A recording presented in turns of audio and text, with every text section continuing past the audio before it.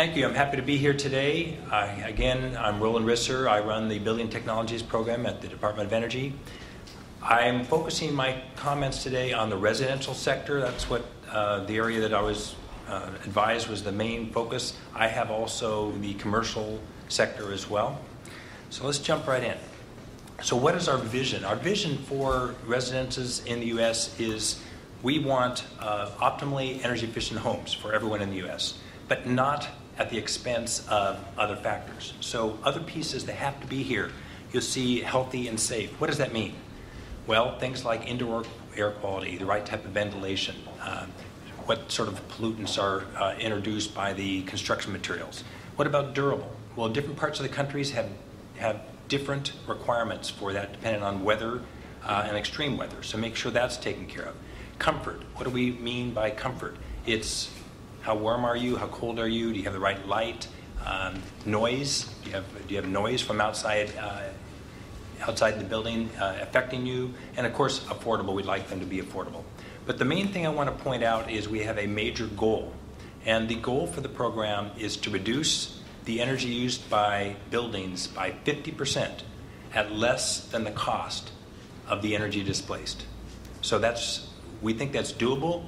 We've done the analytics on it. It's hard, but it's doable. And actually, the meeting like this is focusing on that exact same topic. Just to put context, 22% of the U.S. energy use is in residential buildings, and you get to 40% when you add commercial. Okay, how are we going about that? Well, I call it an energy efficiency ecosystem approach. These are the three segments of my program. The first is innovative technologies, where we're trying to drive more efficient technologies through research, working with manufacturers or labs and others. And there's a direct linkage between that and the technology. If you don't plan that, I think Nolan mentioned the Valley of Death. I've tried to eliminate that, and I can talk about that if you want. What are we doing so that there's no gap between the technology development and the start of the market? We can talk about that.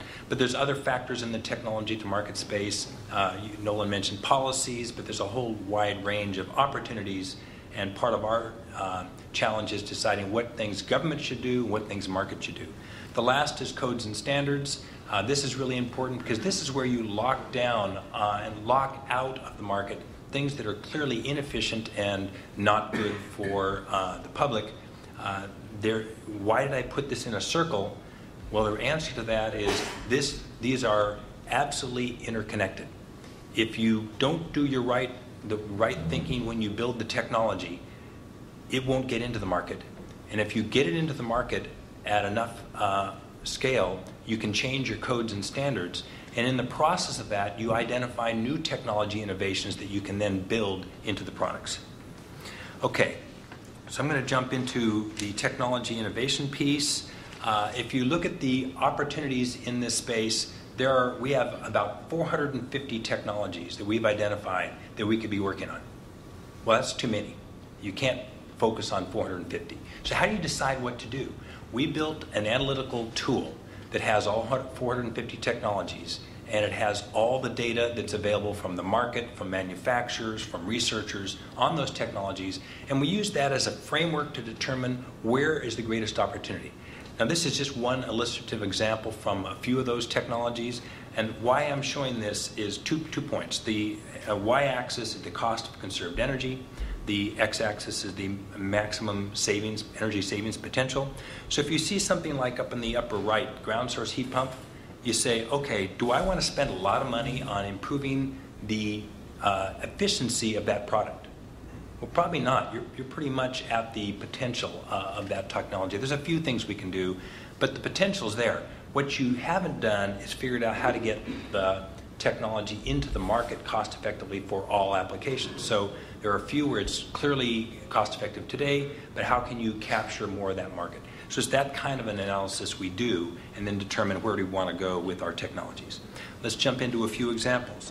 This is one that many of you are aware of. In the 1970s, you can see the refrigerators were $1,200. They were about $200 a year of energy to operate them at about 18 cubic feet. In the 70s, DOE started work on technologies to improve it. We did two major things, lots of minor things, but two major things. One is improving the compressors, and the second is improving the non-ozone depleting refrigerants. Major breakthroughs for this technology. If you look at the curve of over that period of time till today, you're going to see a steadily improvement in the efficiency of that product with a steady decrease in the cost of that product. The price went down, the efficiency went up, and the size went up, and the amenities went up. And that's really important to understand. Efficiency does not mean you take something away. It actually can mean triple win for everyone. Well, and the savings are about $22 billion just from the work on this. Now, if you say we're done, you go back to that chart I showed you a few minutes ago and you look at refrigeration, and you'll see that there's still more opportunities. Over the last 5 years, we haven't seen any great improvements. So we went out and we put together a program with a major refrigeration manufacturer, and the new product is going to be 25% more efficient than Energy Star, and we've listed a few of the technologies that are coming into that product. And we've got a price point we're looking at. We can't tell the manufacturer what to sell their products for, but we think it could be a reasonable purchase for a lot of people. So this gives you an idea how that works. Another major area that you're all familiar with is lighting. If you go back in time, the basic incandescent light's 100 years old. If you look to the right, you have choices. Those choices have to do with efficiency, color rendition, lifetime. The incandescent's about 1,000 hours. The newest bulbs, 30,000 hours. Think about that. And you can tune those for different things. How many of you? Let me say that this choices creates some different opportunities. When you used to go to the store, you bought a light bulb based upon how much energy it used. You bought a bulb. That would be like going to a store and buying a TV based upon how much energy it used. No, I want one that uses X number of watts. No, you want what size TV and performance, right? So the change in the dialogue is lighting today, you're actually asking for how many lumens you're getting, how much light, and what color. Okay, we have some goals in this space. You're going to see that we're really focusing on the right on LEDs and OLEDs. Huge opportunity for the world market, and we've had great success there. I'm spending $25 million a year just on lighting. It includes the core technology, includes the luminaire, and it includes manufacturing. So the L prize is something that pops out. I've got one with me. I can show you if you want the winner of that. It's an amazing product. All we have to do is get the price down. So that's our goal, is to get the price down. We have another L prize out on the market, which is a PAR 38, which is for in your kitchen. It might be a reflector down lamp in the kitchen. That's in the market now. We're expecting some products coming in on that one soon. Okay, why lighting is a big deal? Huge potential for the U.S. So if you're going to get that goal of 50% reduction, you got to go after lighting. Okay, let's talk about windows. In the past, the windows were R1, single pane, high heat loss. In fact, there's a lot of them out there today, particularly in older homes. The current standard, most common purchase window is the R3, one on the right. Let's talk about low E for a minute. Low emissivity coatings is something DOE invested in back in the late 70s, and when it first hit the market in '83, it went to 40% market penetration by 2000, 74% penetration by 2010, and saved $10 billion in heating, cooling costs in the U.S. So that's the current state. There are now R5 windows on the market that are great products, cost-effective in many climate zones. Our goal is to drive the price down so they're cost-effective almost everywhere. We've got some other future goals. I'm not going to talk about the windows. I'm going to jump to next generation attic systems and building integrated PV, because this lines up with more of the discussion here in this room. Building integrated PV. If you look at PV on a roof, it actually creates a negative for the home and a negative for the PV cells. PV cells don't work well when they're hot. They want to be cooler. They're far more efficient then. Homes don't want to be hot, particularly when the sun's beating down on them. So you've got a lose-lose situation. we've got several projects to change the roof deck design so that you get some cooling effect on the PV cells and the roof, and that's a win-win. We can talk about any of the other topics on here later. I don't have time. Let's move on to technology and market. In this, we've got strategies on pushing the market, pulling the market, including policy issues, and then how do you get market adoption at scale. For me, scale is you've got to get enough momentum so that the market moves on its own and you don't need significant interventions. So let's take some of these. Now these are the programs I have, the major programs lined up with this. I want to point out I didn't put the hub on here.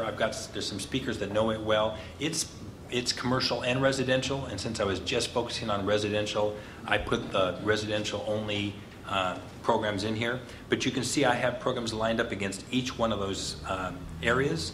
Just to give you a quick summary, Building America has indoor air quality research, moisture research. It has teams of private-public partners demonstrating how to put these technologies into the field in real buildings.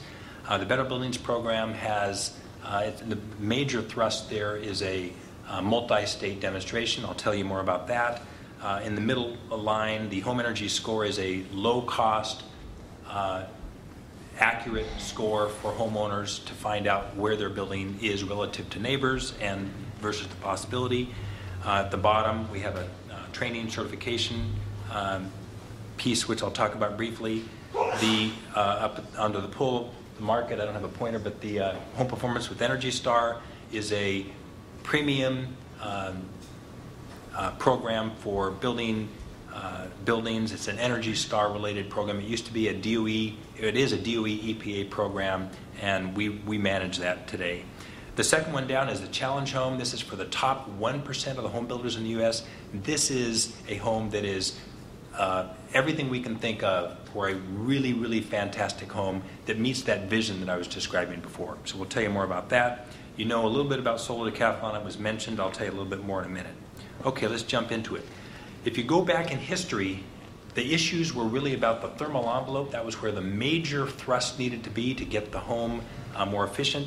As you solve that problem, we haven't solved it, but as you solve that problem, it creates opportunities. And those opportunities are things like ventilation, indoor air quality, water management, and then as you get to the even lower load requirements for your HVAC, you've got low load HVAC technology, and moving out to miscellaneous electric loads and other things. So that's the way the evolution has taken place. I mentioned the Better Buildings program. This is a stimulus package program. It's $500 million. It's 41 states and localities where we are testing retrofit business models for success. So we're running the test across the U.S., different climate zones, etc. And the outcome is, what are the best practices? What are the business models that work? And how can we then bring those to other people who are doing similar types of work throughout the U.S.? You can see the number of different things we're doing there. Don't want to spend too much time.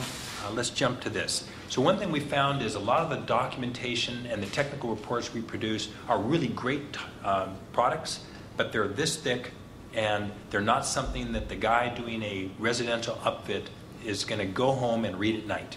So we said, what do they need? Well, they need some electronic app where they're in the home and they say, oh, here's a problem I'm working on. Click a button, something pops down, it tells them exactly what to do, what the issues are, how to do it, and experiences of other people. So that's what we're building out right now. Next, for work, one of the biggest complaints we hear is people are inconsistent in their application of a retrofit of a home. And then you get issues of, well, I thought I was getting X, I didn't get that, I'm unhappy with this. We don't want that. So we say, what's a role to drive consistency across that? Standard work specifications, making sure people have the access to effective training, and then some certification for key professionals in that space. This is, again, a big topic. I don't have time to go into all of it.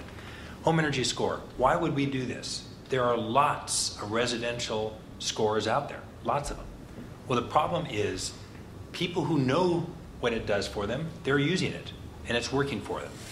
But there's a lot of other people who don't do this because they say, I'm not going to pay $250 to $500 this home audit, not knowing what I'm going to get. So we took the best and the most cost-effective things out of all the other versions of these home energy assessments, and we did an analytical approach to which ones give you the most return on the spend to do the work. And we did a pilot. We came back, we revised it, went out with another pilot, came back, and now we have a score. Now this is for the person who wouldn't ordinarily go with one of the more extensive audits. And it actually is a feed into some of the more extensive audit programs where you're going to get detailed results that you can then implement. This is a high-level results. Those others are far more detailed and specific on what can happen. And this is to go after the masses. It's actually a little lower touch technology. It could be your home inspector when you buy a home. It could be a real estate agent. So it's a lot easier to do, and it's $100. Okay. We can move on for this one. So on the neighborhood program and basically the entire residential program, these are the phases of either a program design or for a upfitter or retrofitter, what they would have to do to have a business that works. We are putting together best practices across each one of these pieces, from planning through implementation and an evaluation. So again, we can help educate people on what works and what doesn't work. Home performance with Energy Star, I think the main thing there is there's three main pieces you must do to belong to that program. From the assessment, there's requirements on what you have to know and do to install, and then we require verification. We want that homeowner to know what they got, and there's a credibility piece here. The states that are colored are the ones that have programs in place, and over the last couple of years this has increased substantially. Solar Decathlon, it's a challenge. This is where we challenge schools in the US and internationally to come up with their best design of the home design for efficiency and bring in solar to provide the energy of the home. Last year was the first time we changed the metrics because we had a lot of really innovative homes, but one of the complaints we had was, what's the direct connection to the market? A lot of these are pretty unique homes, and there's not a lot of people are going to be buying that next week. So we said, okay, let's do two things. Let's put a penalty if you spend too much. So we put a cap on what you could spend on this home so that it's more market driven. And we had a greater emphasis on the market appeal. So for people who sell homes, we said, could you sell this home? So that's how we're driving it closer to mainstream. And we now have builders walking through here and coming up with ideas that they then roll out into their homes in different parts of the US. Okay, I was just going to give you a couple of stats on this one. It's at the last Solar Decathlon, we had 2,200 media stories, 500 television stories, and we had over 350,000 people going through these homes. Okay, the challenge home is what I said is that ultimate top new home constructor. These are the elements in the specifications for that challenge home. Again, it's not just energy, it goes way beyond energy. And we update these criteria continuously because we believe if you get a challenge home, you're getting that top home in the country. We have 250 builders in 41 states. They've got over 12,000 homes they've built. 1,300 of them are net zero energy ready, which I'll tell you what that is. That's really important to us. It's not necessarily net zero, but it's ready to go. All you have to do is bring the PV. Everything else is there. It's designed for that. The homeowner then makes the choice to whether they want to go. And we have 37 of them that are already net zero. So that's the challenge home. Okay. These are this is basically how all the pieces fit together as part of our strategy. And at the end game is to get market adoption using these programs, and for that vision I mentioned before, making sure that the homeowners in the U.S. are getting those other factors that we think are so important going forward. Thank you very much.